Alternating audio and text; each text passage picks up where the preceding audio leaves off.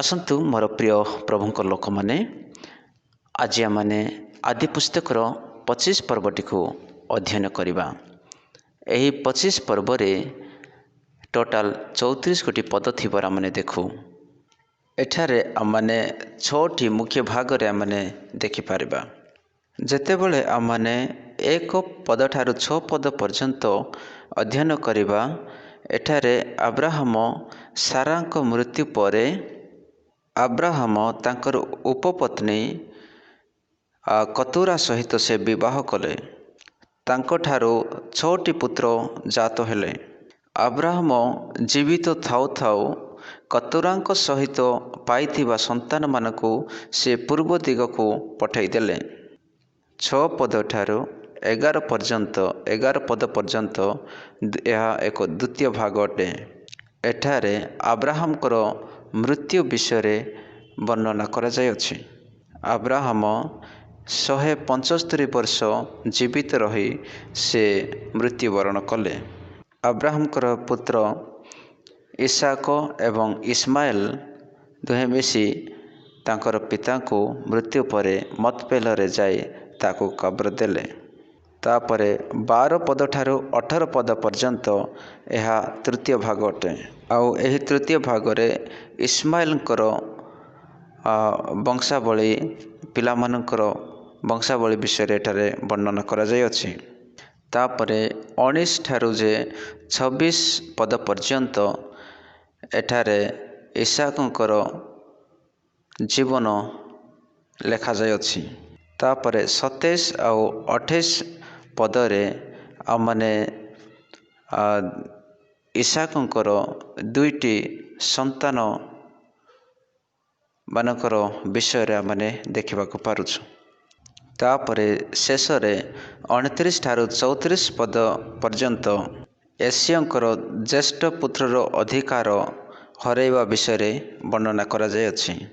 ଏହି ପ୍ରକାରେ ଆମମାନେ ଏହି 25 ପର୍ବଟିକୁ 6 ଭାଗରେ ବିଭକ୍ତ କରିପାରୁ। ବର୍ତ୍ତମାନ ଆମମାନେ ତାର 25 ପର୍ବର 1 ପଦଠାରେ ଆମମାନେ ଧ୍ୟାନ ଦେବା। ତାପରେ ଆବ୍ରାହମ କତୁରା ନାମକ ଏକ ଉପପତ୍ନୀକୁ ସେ ବିବାହ କଲେ। ଯଦି ପ୍ରଥମ ବଂଶାବଳୀ 32 ପର୍ବରେ ଆମମାନେ ଯଦି ଦେଖୁ, ସେଠାରେ ଏହି କଟୁରାଙ୍କ ବିଷୟରେ ବର୍ଣ୍ଣନା କରାଯାଇଅଛି। ଆବ୍ରାହମ ତାଙ୍କୁ ଏକ ଦାସୀକୁ ସେ ଉପପତ୍ନୀ ରୂପରେ ତାକୁ ଗ୍ରହଣ କଲେ। ତେଣୁ ଆବ୍ରାହମ ସେହି କଟୁରା ସହିତ ବିବାହ କଲେ। ତାଙ୍କର ଏହା ଦ୍ୱିତୀୟ ବିବାହ ଥିଲା। ଆବ୍ରାହମ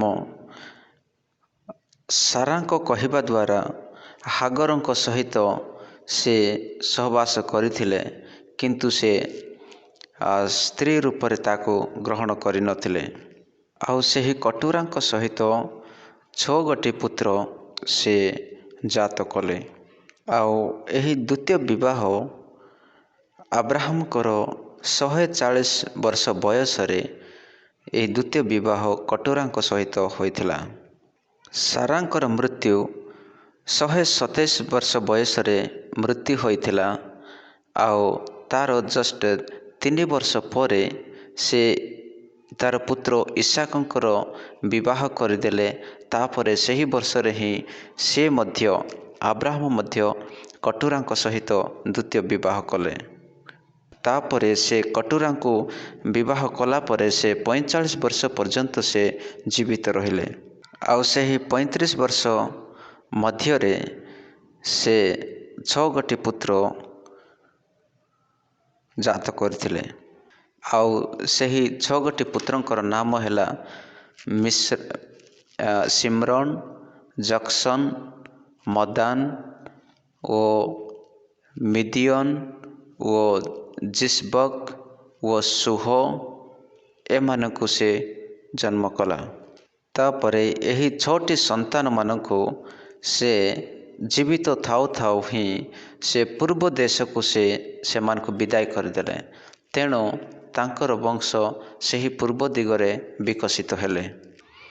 ଆଉ ସେମାନଙ୍କର ବଂଶାବଳୀ ଏହି ପ୍ରକାର ଯେ ଜକ୍ସନ ଶିବା ଓ ଦାଦାନକୁ ଜାତ କଲେ। ତାପରେ ଦାଦାନ ଅସୁରୀୟ ଓ ଲଟୁସୀୟ ଓ ଲିଓମୀୟ ଲୋକମାନଙ୍କର ଆଦି ପୁରୁଷ ହେଲେ। ତାପରେ ମିଦିଆନର ସନ୍ତାନ ଏଫା ଓ ଏଫର ଓ ହନକ ଓ ଆବିଦ ଓ ଇଲୋଦାୟା ଏ ସମସ୍ତେ କଟୁରାର ସନ୍ତାନ ହେଲେ। ତାପରେ ଆବ୍ରାହମ ଇସାକକୁ ଆପଣାର ସମସ୍ତ ଇସାକକୁ ଧନ ସମ୍ପତ୍ତି ଦେଇଦେଲେ। ମାତ୍ର ଆବ୍ରାହମ ଉପପତ୍ନୀଙ୍କର ସନ୍ତାନଗଣକୁ ସେ କିଛି କିଛି ଦେଇ ଆପଣା ଜୀବଦଶାରେ ଇସାକ ନିକଟରୁ ସେମାନଙ୍କୁ ପୂର୍ବ ଦିଗରେ ବିଦାୟ କରିଦେଲେ। ତାପରେ ଆବ୍ରାହମଙ୍କର ଆୟୁର ପରିମାଣ 175 ବର୍ଷ ହେଇଥିଲା। ତାପରେ ସେ ମରିଗଲେ। ଆବ୍ରାହମ 175 ବର୍ଷ ପର୍ଯ୍ୟନ୍ତ ସେ ଜୀବିତ ଥିଲେ। ତାମାନେ ସେ ଜଳପ୍ରଳୟର ଜଷ୍ଟ 292 ବର୍ଷ ପରେ ସେ ଜନ୍ମ ହୋଇଥିଲେ। ନୋହଙ୍କର ଯେଉଁ 3ଟି ପୁତ୍ର ଥିଲେ ସେମ, ହାମ ଏବଂ ଜାଫତ, ସେମାନଙ୍କ ମଧ୍ୟରୁ ସେମ ଆବ୍ରାହମଙ୍କର ମୂଳ ପୁରୁଷ ଅଟେ। ଯଦି ସେମଙ୍କ ଜୀବନବଳୀ ଆମେ ଯଦି ଦେଖୁ, ତାହେଲେ ସେ ଜଳ ପ୍ରଳୟ ପରେ ଜଷ୍ଟ 2 ବର୍ଷ ପରେ ସେ ସନ୍ତାନ ଜନ୍ମ କରିବାର ପ୍ରାରମ୍ଭ ହେଲା। ଆଉ ସେ 500 ବର୍ଷ ପର୍ଯ୍ୟନ୍ତ ସେ ଜୀବିତ ରହିଲେ। ତାର ଟୋଟାଲ ବୟସ ଯଦି ଆମେ ଦେଖିବା 500 ବର୍ଷ ସେ ଜୀବିତ ରହିଲେ। ସେଥିମଧ୍ୟରୁ ସେ 100 ବର୍ଷ ବୟସରୁ ସେ ସନ୍ତାନ ଜନ୍ମ କରିବା ଆରମ୍ଭ କଲେ। ଆଉ ନୋହଙ୍କୁ ଯେତେବେଳେ 500 ବର୍ଷ ବୟସ ହୋଇଥିଲା, ସେହି ସମୟରେ ଜଳପ୍ଲାବନ ବିଷୟରେ ତାଙ୍କୁ ସମ୍ବାଦ ଦିଆଯାଇଥିଲା ବା ଜଳପ୍ଲାବନ ବିଷୟରେ କୁହାଯାଇଥିଲା। ତାପରେ ଯେତେବେଳେ ନୋହ 600 ବର୍ଷ ବୟସର ହେଲେ, ସେହି ସମୟରେ ଜଳପ୍ଲାବନ ହୋଇଥିଲା। ତେଣୁ ସେହି ହିସାବରେ ଯଦି ଆମେ ସେମଙ୍କର ବୟସ ଦେଖିବା, ସେ ଆବ୍ରାହମଙ୍କ ଜୀବିତ ଥିଲା ପର୍ଯ୍ୟନ୍ତ ମଧ୍ୟ ସେମ ଜୀବିତ ଥିଲେ। ତେଣୁ ଆବ୍ରାହମଙ୍କ ବିଷୟରେ ଏଠାରେ ଲେଖା ଅଛି ଯେ ଆବ୍ରାହମଙ୍କର ଆୟୁ 175 ବର୍ଷ ହେଲା ପରେ ସେ ମୃତ୍ୟୁବରଣ କଲେ। ତାପରେ ଆବ୍ରାହମ ସେ ଉତ୍ତମ ବୃଦ୍ଧ ଅବସ୍ଥାରେ ବୃଦ୍ଧ ଓ ପୂର୍ଣ୍ଣାୟୁ ହୋଇ ପ୍ରାଣତ୍ୟାଗ କଲେ ଆଉ ଆପଣା ଲୋକମାନଙ୍କ ନିକଟରେ ସଂଗୃହୀତ କଲେ।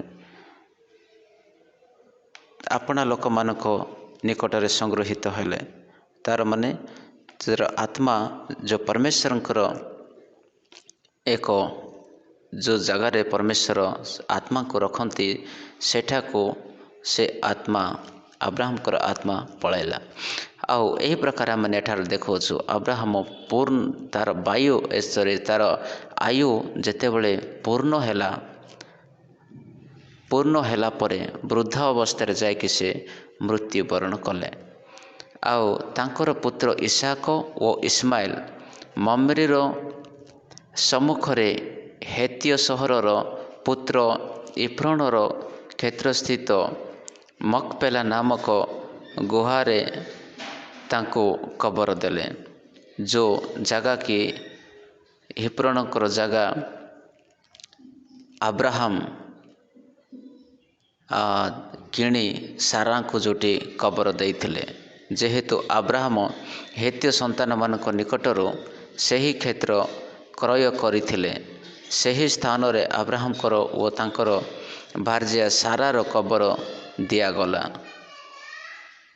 ଆବ୍ରାହମଙ୍କ ମୃତ୍ୟୁ ଉତ୍ତାରେ ପରମେଶ୍ୱର ତାଙ୍କର ପୁତ୍ର ଇସାକଙ୍କୁ ଆଶୀର୍ବାଦ କଲେ। ପୁଣି ଇସାକ ବେର୍ଲେହରୋଇ ନାମକ ସ୍ଥାନରେ ବସତି କଲେ ଏଠାରେ ବିଶେଷ ଆମମାନେ ଆବ୍ରାହମଙ୍କର ଜୀବନ ଆମମାନେ ଦେଖୁଛୁ। ସେ ଯେତେବେଳେ ସାରା ମୃତ୍ୟୁ ତାଙ୍କର ସ୍ତ୍ରୀ ସାରାଙ୍କର ଯେତେବେଳେ ମୃତ୍ୟୁ ହେଲା, ସେ ଏକ ଜାଗା ସେ କିଣିଥିଲେ 400 ଟଙ୍କା 400 ସେକେଲ ରୂପା ମୁଦ୍ରାରେ, ଯାହାକୁ ସେ ହେତୀୟ ସନ୍ତାନମାନଙ୍କ ନିକଟରୁ ସେ ଜାଗା ସେ କ୍ରୟ କରିଥିଲେ। ସେଠାରେ ଆବ୍ରାହମଙ୍କର ସନ୍ତାନ ଇସାକ ଏବଂ ଇସମାଇଲ ସେମାନେ ତାର ଡେଡ୍ ବଡ଼ିକୁ ନେଇ ସେ ଜାଗାରେ କବର ଦେଲେ। 11 ପଦରେ ଯେତେବେଳେ ଆମେ ପଢ଼ୁ ଲେଖା ଅଛି, ଆବ୍ରାହମଙ୍କର ମୃତ୍ୟୁ ଉତ୍ତାରେ ପରମେଶ୍ୱର ତାଙ୍କର ପୁତ୍ର ଇସାକଙ୍କୁ ଆଶୀର୍ବାଦ କଲେ। ପୁଣି ଇସାକ ବେର୍‌ଲହଇ ନାମକ ସ୍ଥାନରେ ବସତି କଲେ। ଏଠାରେ ଦେଖୁଛୁ ପରମେଶ୍ୱର ଇସାକଙ୍କୁ ଆଶୀର୍ବାଦ କରିବାକୁ ଆରମ୍ଭ କଲେ। ଆବ୍ରାହମଙ୍କର ମୃତ୍ୟୁ ହୋଇଛି, ବର୍ତ୍ତମାନ ପରମେଶ୍ୱର ତାଙ୍କର ପୁତ୍ର ଇସାକଙ୍କୁ ଆଶୀର୍ବାଦ ଦେବାର ଆରମ୍ଭ କଲେ। ପରମେଶ୍ୱର ତାଙ୍କର ସନ୍ତାନକୁ କେବେ ଛାଡ଼ନ୍ତି ନାହିଁ। ସେ କେବେ ଏକୁଟିଆ ରହିବାକୁ ଦେବେ ନାହିଁ।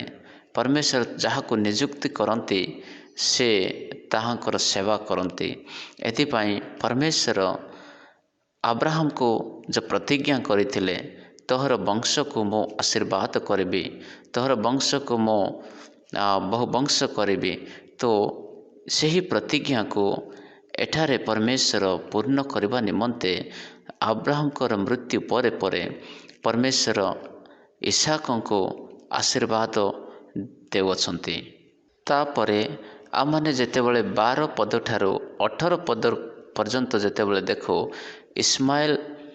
ଇସମାଇଲଙ୍କର ବଂଶାବଳୀ ଆମମାନେ ଦେଖିବାକୁ ପାରୁ।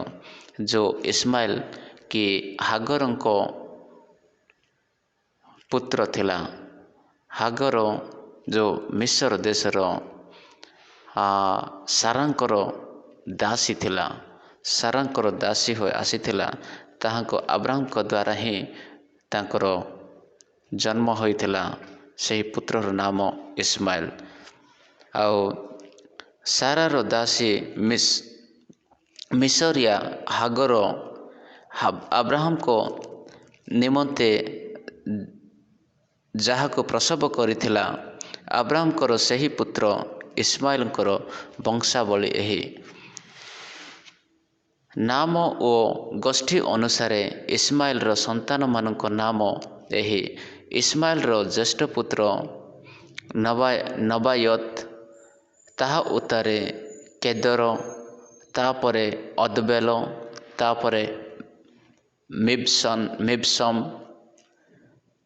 ତାପରେ ମିଶମ, ତାପରେ ଦୁମା ଓ ମଶା ଓ ହଦଦ ଓ ତେମା ଓ ଲିଟୁର ଓ ନାଫିସ ଓ କେଦମା, ଏହି ସମସ୍ତେ ଇସମାଇଲର ସନ୍ତାନ ହେଲେ। ପୁଣି ସେମାନଙ୍କ ନାମ ଅନୁସାରେ ସେମାନଙ୍କର ଗ୍ରାମ ଓ ଛାଉଣି ସ୍ଥାନ ଥିଲା। ଆଉ ସେମାନେ ଆପଣା ଆପଣା ଗୋତ୍ର ଅନୁସାରେ 12 ଅଧିପତି ଥିଲେ। ସେମାନଙ୍କର ଗୋତ୍ର ଅନୁସାରେ ସେମାନେ 12 ଅଧିପତି ଥିଲେ। ଇସମାଇଲର ଆୟୁର ପରିମାଣ 135 ବର୍ଷ ଥିଲା, ତହୁଁ ସେ ପ୍ରାଣ ତ୍ୟାଗ କଲା। ଆଉ ସେ ଆପଣା ଲୋକମାନଙ୍କ ନିକଟରେ ସଂଗୃହୀତ ହେଲା। ତାପରେ ତାହାର ସନ୍ତାନମାନେ ହାବିଲା ଓ ମିଶରର ପୂର୍ବସ୍ଥିତ ସୌରଠାରୁ ଅସୁରିଆ ଦିଗରେ ବସତି କଲେ। ଏହି ରୂପେ ସେ ଆପଣା ସମସ୍ତ ଭାତୃଗଣର ସମ୍ମୁଖସ୍ଥ ବସତି ସ୍ଥାନ ପାଇଲା। ଏଠାରେ ଆମମାନେ ଦେଖିଲୁ ଇସମାଇଲଙ୍କୁ ପରମେଶ୍ୱର ଆଶୀର୍ବାଦ କରିଥିଲେ। ଯେତେବେଳେ ହାଗର ତାର ପୁତ୍ରକୁ ନେଇ ପଳାଇ ଯାଇଥିଲା ଏବଂ ଆବ୍ରାହମ ତାଙ୍କୁ ବିଦାୟ କରିଦେଇଥିଲେ ହାଗରଙ୍କୁ ଏବଂ ଇସ୍ମାଇଲକୁ।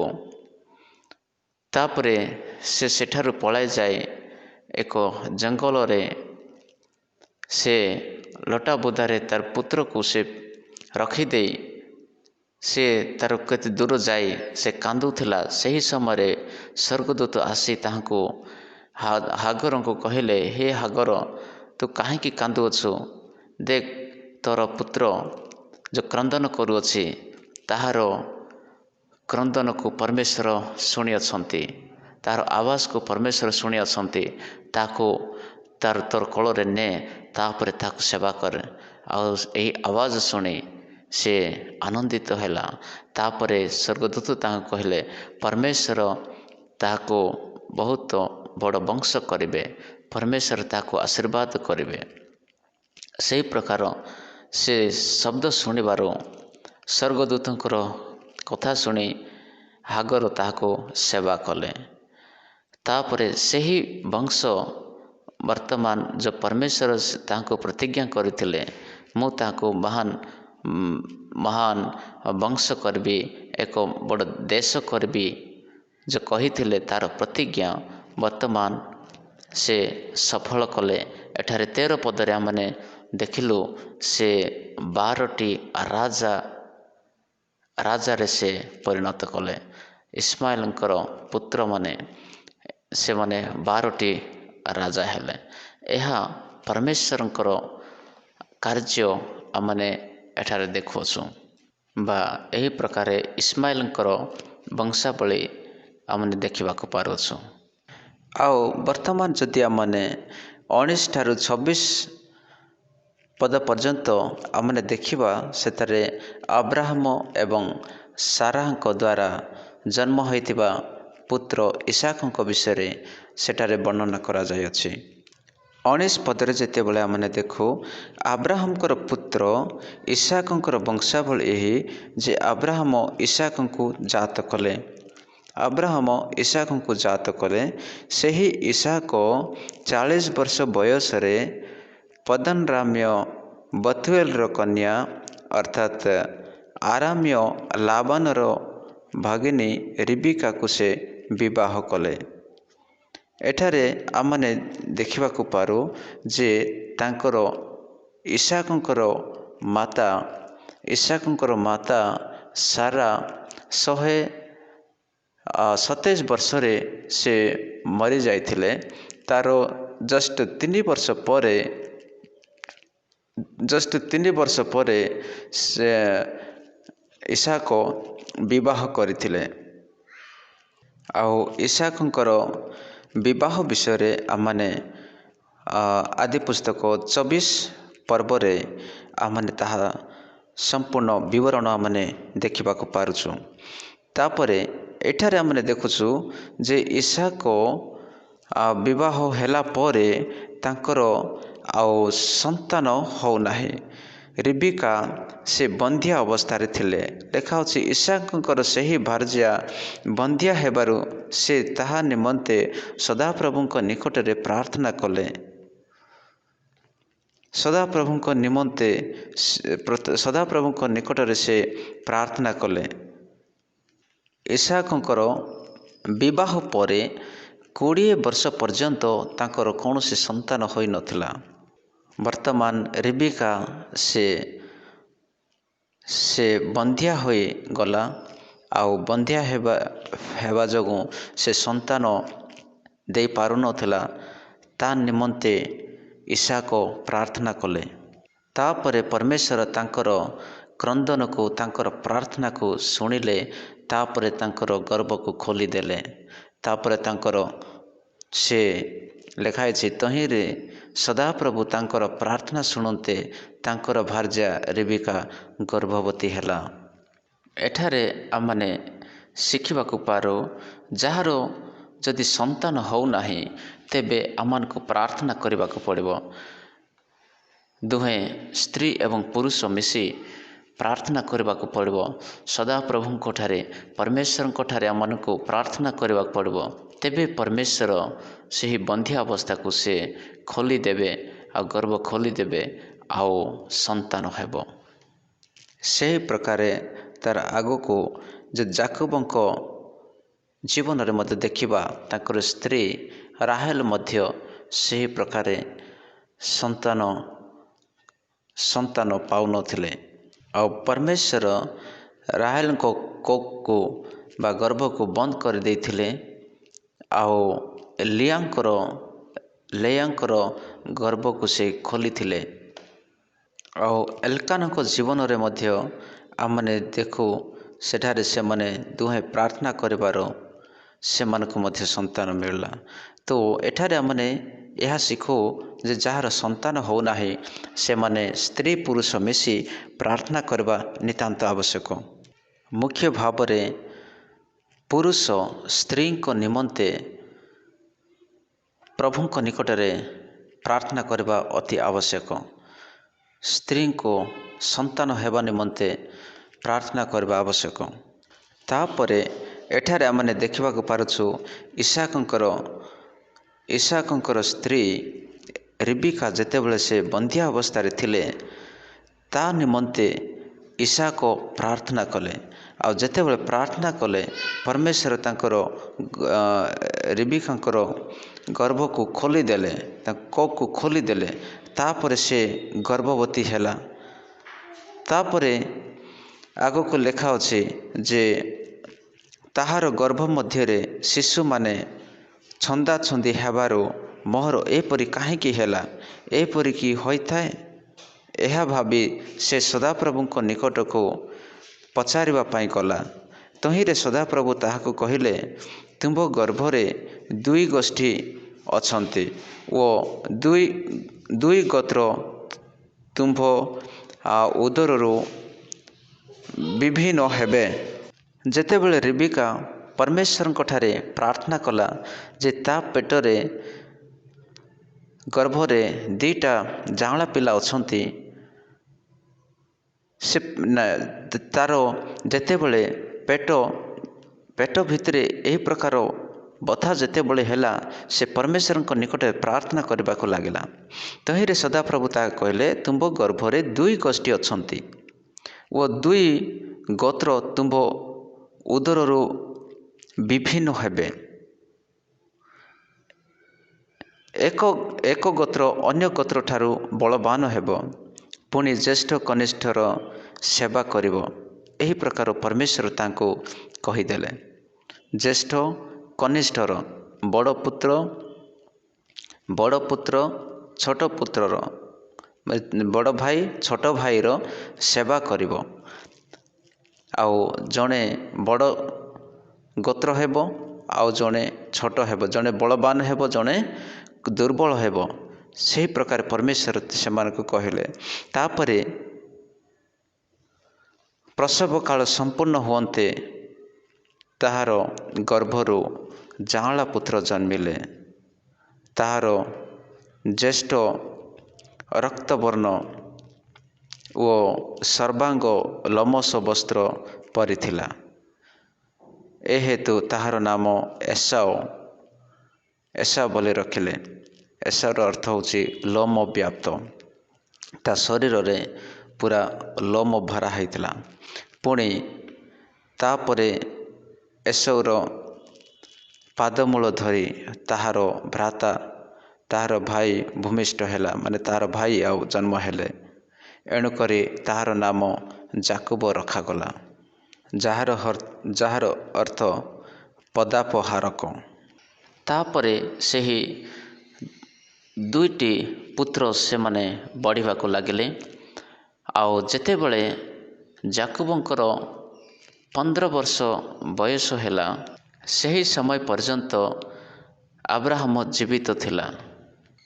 ତାପରେ ଯାକୋବଙ୍କର 38 ବର୍ଷ ହେଲା ପର୍ଯ୍ୟନ୍ତ ସେମ ଜୀବିତ ଥିଲେ, ଯିଏକି ନୋହଙ୍କର ପୁତ୍ର ଥିଲା। ଆଉ ସେମାନେ ଗୋଟିଏ ଏରିଆରେ ସେମାନେ ଏକ ଜଏଣ୍ଟ ଫ୍ୟାମିଲି ପରି ରହୁଥିଲେ। ସେମାନେ ଗୋଟିଏ ଜାଗାରେ बा गोटे एरिया रे से माने जॉइंट परिवार परि रहु नथिले, से माने अन्यान्य देश मानकरे रहुथिले, किंतु पवित्र आत्मांकर चालना द्वारा से मानकर बयस गणना करा जाई संग्रह करा जाई अछि। तापरे से दुहे बड़ हेले। जाकोब से शिकारी करवा व्यक्ति हेला, सॉरी एसियो से शिकारी थिला। से पहाड़ रे जंगल रे से जीवन यापन करुथिला। आउ जाकोब से घरे ही रहुथिला आउ तार माँ को सहित से सेवा काम करुथिला। तेणु जाकोब को तार माँ अधिक स्नेह करुथिले आउ एसियो को तार बापा ईसाक से अधिक प्रेम करुथिले। एठारे आमाने माता पितांकर स्नेह प्रेम र फरक पार्थक्य आमने एठारे देखा पारुछु। छोट पुओ को माँ अधिक स्नेह करुअछि आ बड़ पुओ को तार बापा अधिक प्रेम करुअछि। आउ एही प्रकारे करिबा द्वारा सेमानक जीवन रे पिलामानक जीवन रे समस्या आसीबार माने देखा पारुअछु। माता पितांकर गुण तांकर संतान मानकु एक समान प्रेम रे सेमानकु रखिबा नितांत आवश्यक। जन को अधिक प्रेम करबा, जन को कम प्रेम करबा, ताहा कले परिवार रे सेमानकर भविष्यत जीवन नष्ट हेबो आउ सेमानक जीवन रे अन्यान्य प्रकार विचार मध्य आसी पारिबो। वर्तमान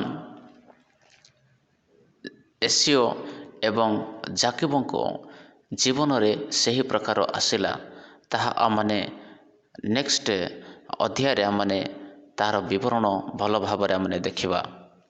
जेतेबेले आमने विचार करिबा रिबिका एवं ईसाकଙ୍କ विषय रे, से माने काहेकि एही प्रकार प्रेम करुथिले जे रिबिका से बोध हुए से परमेश्वर जो कथा कहिथिले से कथा को से मन रखिथिला। परमेश्वर कहिथिले जे एक कनिष्ठ पुत्र आओ महान है, कनिष्ठ पुत्र महान हेब, ज्येष्ठ पुत्र से छोट हेब। से कथा को से मने पकई बोध हुए से कनिष्ठ पुत्र को बा छोट पुत्र को से अधिक प्रेम करने को लगले। ताहा आमने एही प्रकार आमने एठारे बुझिबा को पारुछु। आओ वर्तमान आमने 29 पद ठारू 34 पद पर्यंत जेतेबेले आमने देखो, एठारे कनिष्ठ ज्येष्ठ पुत्रर अधिकार कनिष्ठ पुत्र छड़ाई नेबार विषय आमने देखा पारुछु। एसियो जेतेबेले से दिने जंगल से हाले होई आसीथिला आओ जाकोब सही समय घरे से डाली बनाउथिला। सही समय से खाइबा पाई से डाली मागिला। सही समय जाकोब कहिला जे तमर ज्येष्ठ पुत्रर अधिकार मते बिकी दियो, तेबे मु खाइबा को देबी। आउ से भोक माड को तार ज्येष्ठ पुत्रर अधिकार को छोट भाई को से दे देला। एही प्रकार से ज्येष्ठ पुत्रर अधिकार को से तुच्छ कला। आशीर्वाद एवं भोजन दुईटा को सामनार जेतेबेले रखागला, तो एठारे एसियो से भोजन को महत्वपूर्ण से भूमिका देला। तापरे तार ज्येष्ठ पुत्रर अधिकार से हरैला। एही प्रकार से शपथ करी तार ज्येष्ठ पुत्रर अधिकार को छोट भाई को दे देला। देखंतु एठारे एसियो जाकोब देइथिवा खाद्य को खाइला पीला, तापरे उठिकी पळैला। तार से पेट ही ता निमंते बड़ हो गला। एही प्रकारे 25 ପର୍ବଟି ଏଠାରେ ସମାପ୍ତ ହେଉଛି।